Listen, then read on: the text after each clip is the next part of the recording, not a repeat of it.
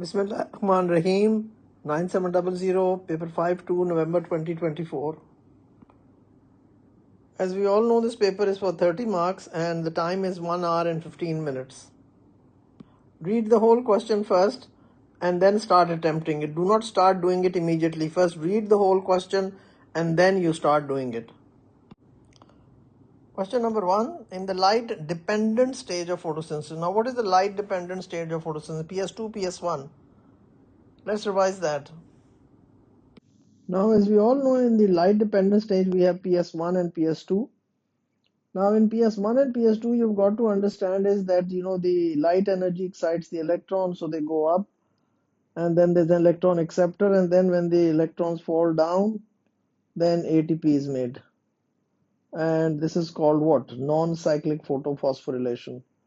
And then as the electron from here, as light falls here, then this electron is also excited, and then that goes to NADP, and NADPH is made. So NADP is reduced, right?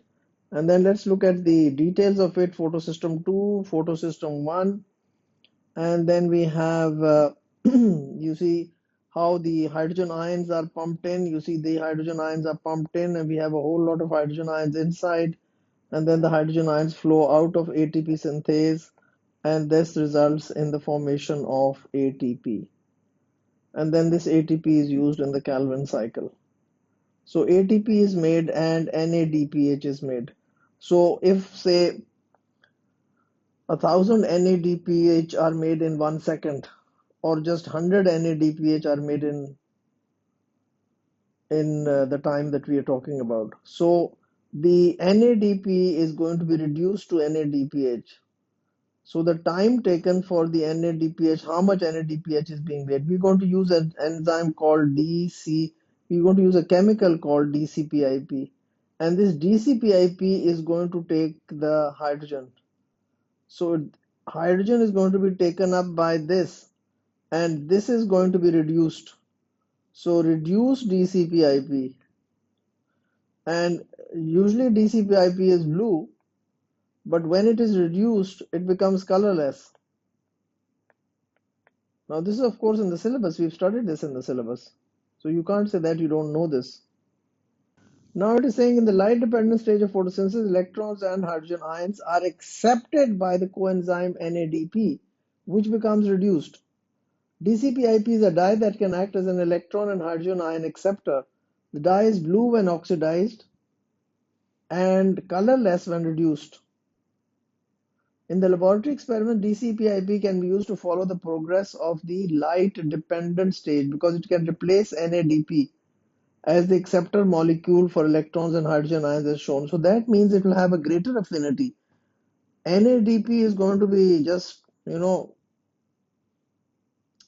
to be totophied, is going to be told to get lost. And DCPIP is going to get reduced. So basically it is working instead of NADP.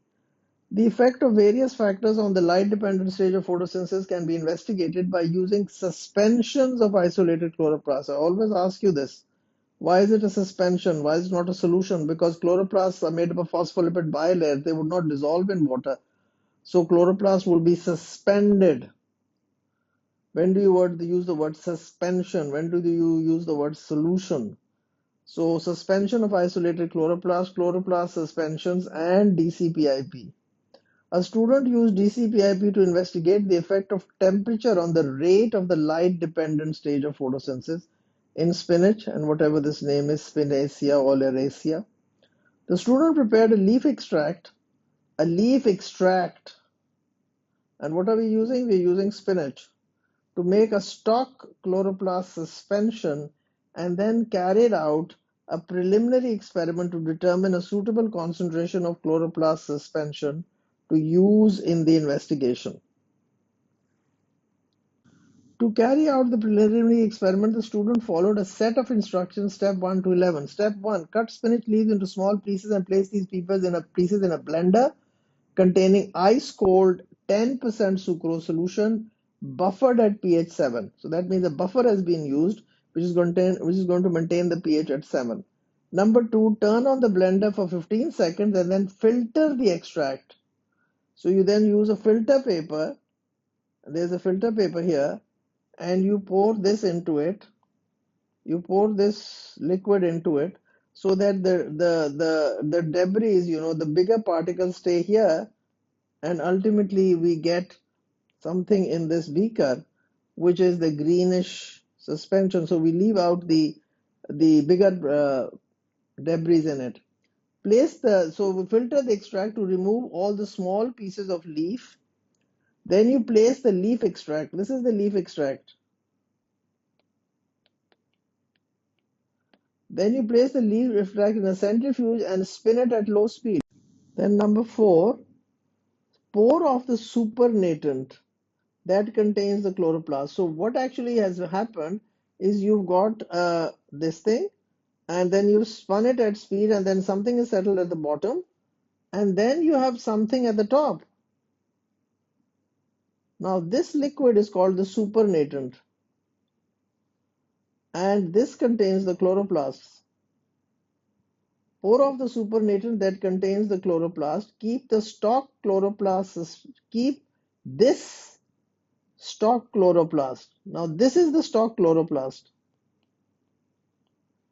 This is the stock chloroplast suspension, ice cold and in the dark. So you have to keep it cold, and you should not expose it to light, because otherwise photosynthesis is going to start. The light dependent stage will start. We don't want the light dependent stage to take place. Then you prepare 5 different concentrations of the chloroplast suspension using sucrose. So we used a 10% sucrose solution. The percentage concentrations are 10%, 20, 30, 40, and 50% of the stock chloroplast suspension. Wrap 5 flat bottom tubes in black plastic film to prevent light entering. So you have these flat bottom tubes, and you have a black plastic around it, and the black plastic around it is to prevent light from coming in contact with the chloroplast. Then what do you do? Then seventh step, put 10 centimeter cube of each concentration of stock chloroplast suspension into a flat bottom tube and add 1 centimeter of DCPIP to each tube.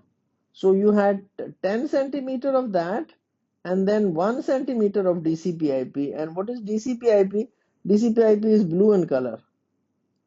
So DCPIP is blue in color. Let me just erase this.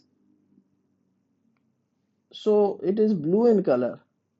So we have the DCPIP on the top, and then we have the chloroplast suspension at the bottom. So we mixed it, so we're not keeping it separately. The chloroplast, now it says what happens. The chloroplast suspension is now a blue green. A blue green. This is, look, remember, this is green. And now this is blue. So it is a bluish greenish color. Well, this looks a little weird. Bluish greenish color. So it is a blue green in color. Understand? Now let's look at point number 8.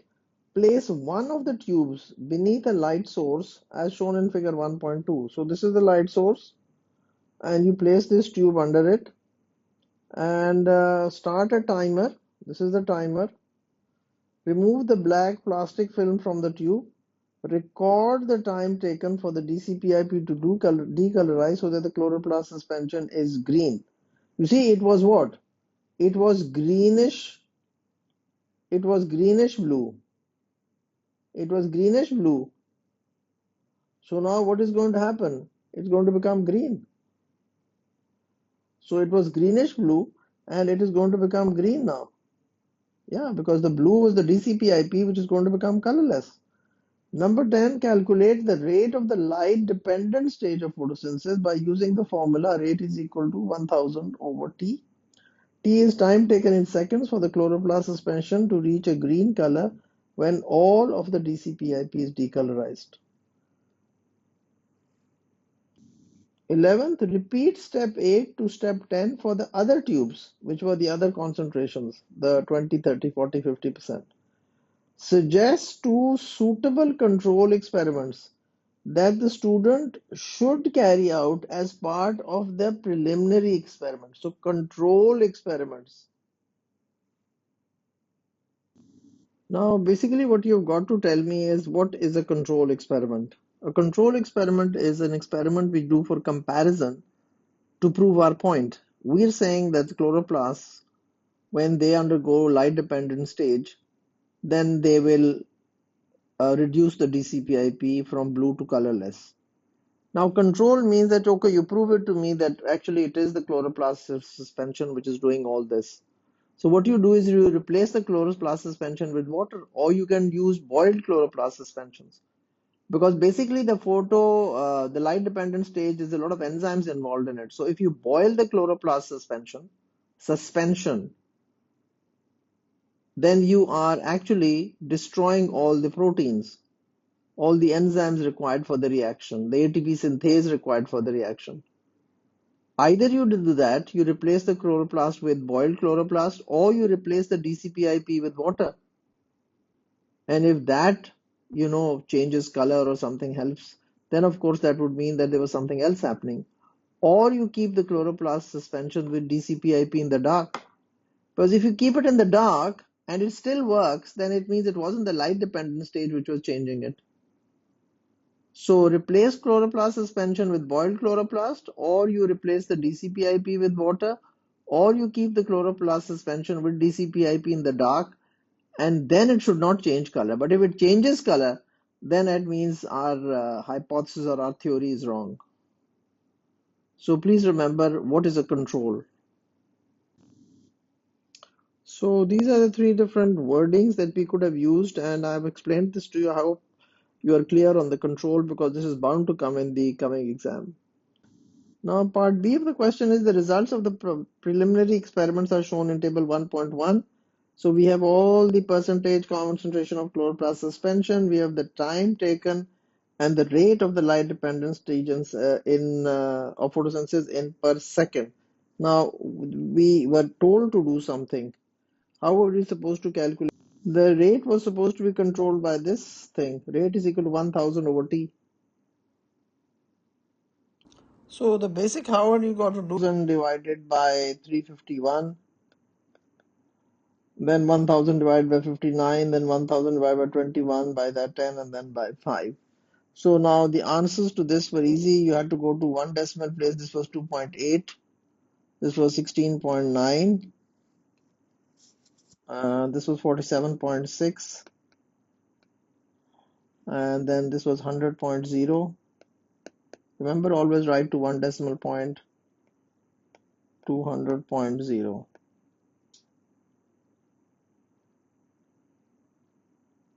You had to round it to one decimal place.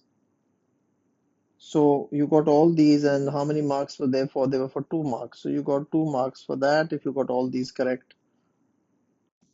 So complete the table by calculating the rate and answer to one decimal place. Now one decimal place, all know, is 200 like 0.0. This is one decimal place. If I had said two decimal places, then of course you would have come up with something whatever. Like in this one here, it says 47.6, and then there would be another figure here as well, because how would you have figured that out? So you have to look at that and see how you have to give it to one decimal place. It's written in the question. Please read that. Many of you read it, but yet you do not actually even obey the rules. So that's why you get loose marks for careless mistakes. Then it says plot a line graph of the data in table 1.1 on the grid in figure 1.3 to show the effect of changing the concentration. So concentration of the chloroplast is going to go on the x-axis, and the rate of the light dependent stage is going to go on the y-axis, this side. So we need to first label the axis and then continue with the story. Now, as we all know, this is the first column. This will go on the x-axis. The first column is always the independent variable, and it is always on the x-axis. I keep on saying this in all my videos, but still there are students who make this mistake time and time again. And the rate is this one, so this will go on the y-axis, and this is the dependent variable. It is the result, and it always goes on the y-axis, so that's why the mnemonic for that is this. So percentage concentration of chloroplast suspension goes on the x-axis. We write that down in full with no abbreviations. and the rate of light dependent stage of photosynthesis slash per second goes onto the y-axis, and then you plot the graph. So then now we decide the scale. So we have on the x-axis we have something up to 50, and on the y-axis we have something up to 200. So this is on the x-axis. So now let's decide on the x-axis what scale are we going to take, because we have to accommodate up to 50. As we have 200 on the y-axis, so it's very easy because we want it, so we can have this as 20, 40, and you have a 0 here, 40, 60, 80,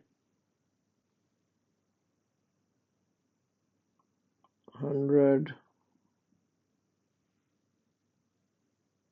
120, 140, 160, 180, and 200. So we are able to fix all of them, and we've used most of the grid. So this is how I plotted the graph.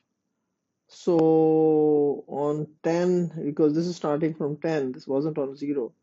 This is starting from 10. 10 had 2.8, 20 had 16.9, 30 had 47.6. I might not have been really exact, so please forgive me for that. 40 was 100, and then 50 was 200.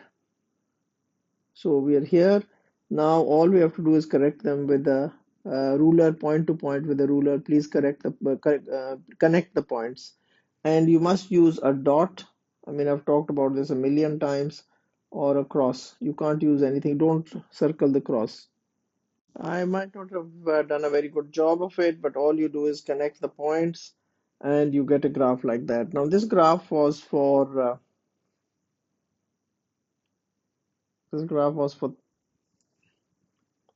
3 marks.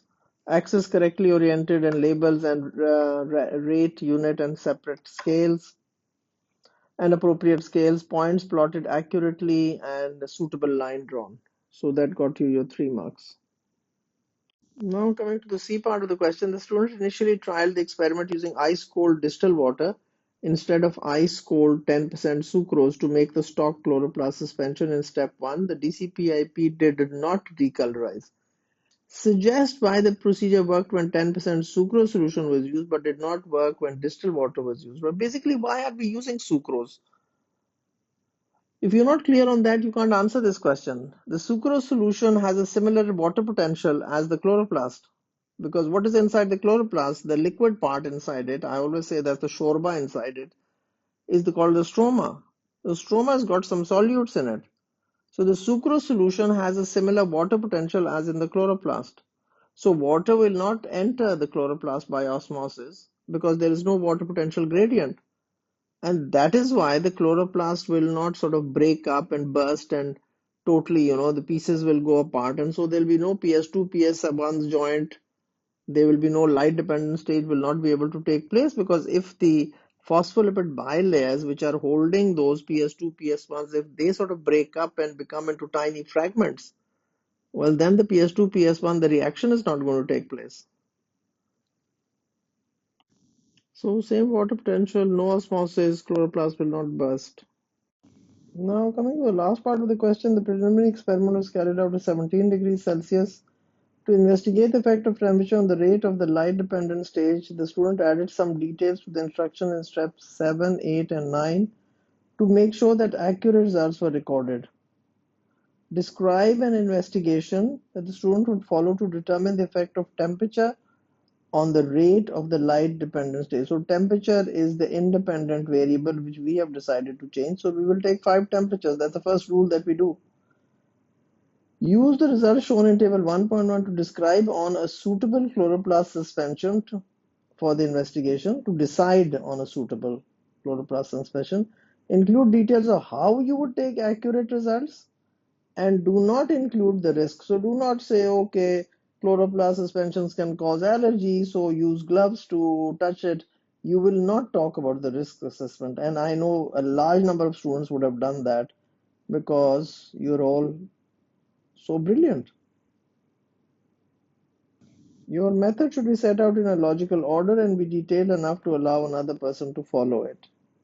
Now, of course, you could have decided any concentration which you would have taken, but I'm thinking I would have taken one in which the rate was a little slower so that I would be able to record it. I mean, if it took place in 2 seconds, then it will be difficult. So if the rate was fast, then I would not be able to really be able to, if it changed completely within a second or two, then you couldn't.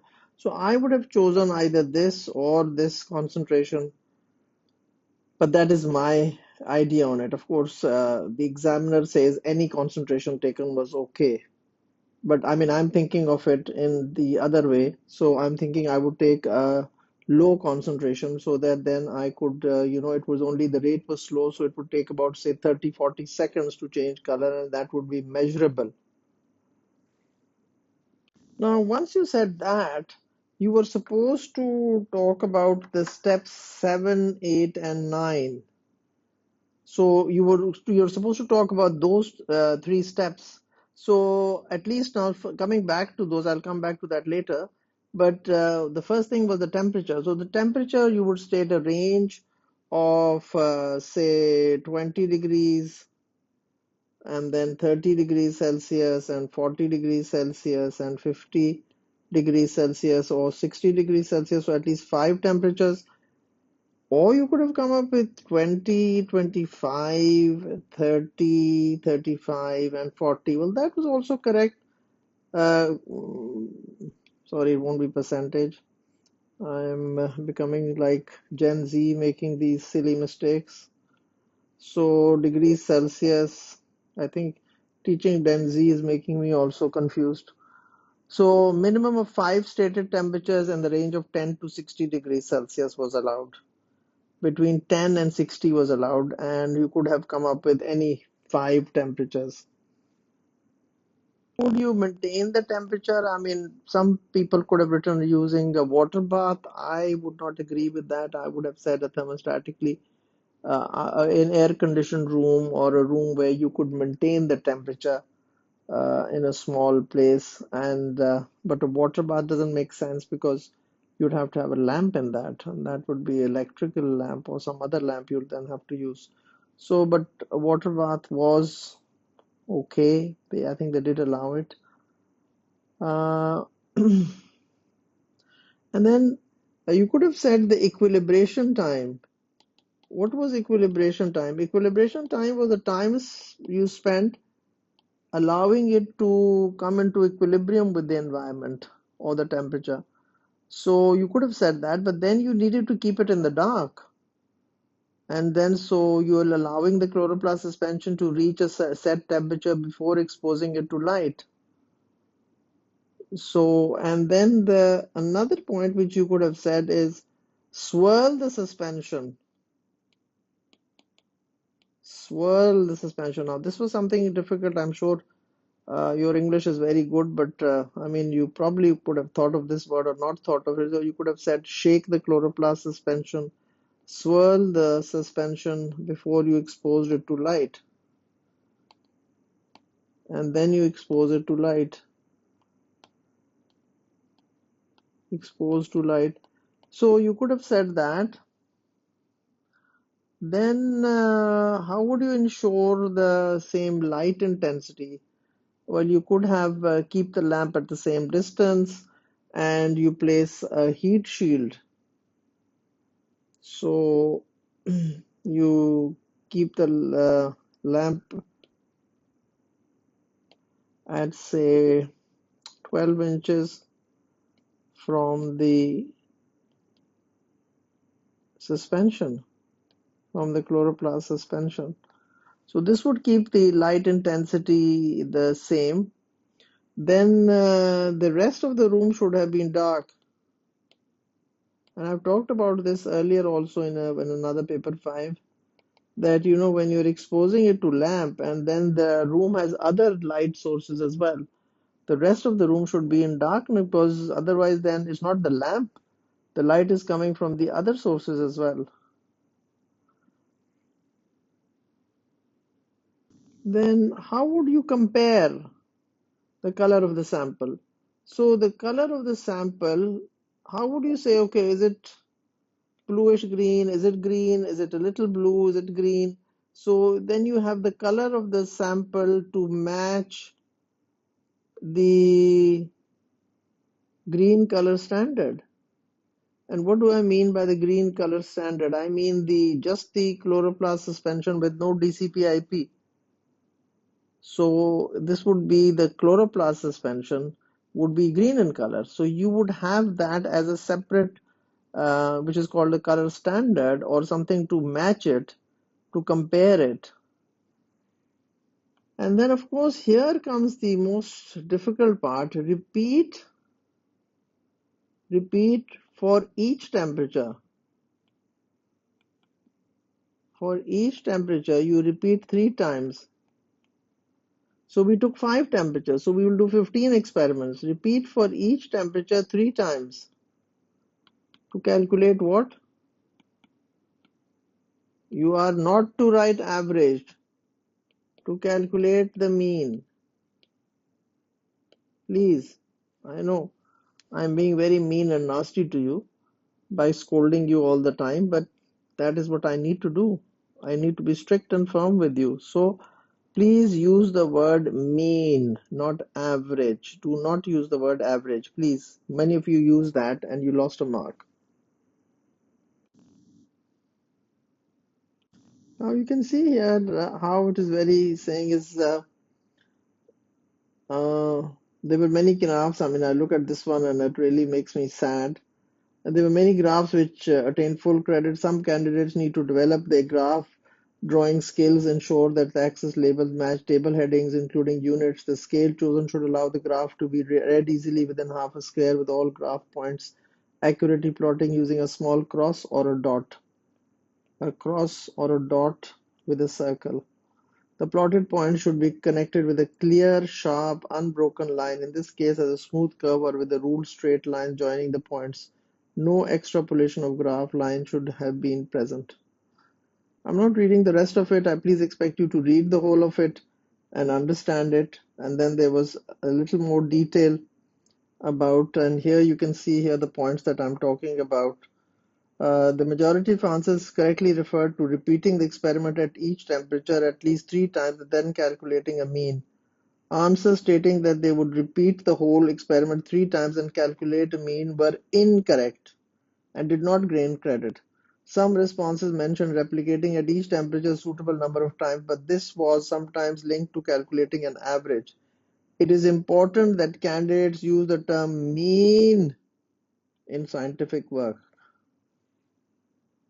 And that ends this question, and we'll continue with the second video.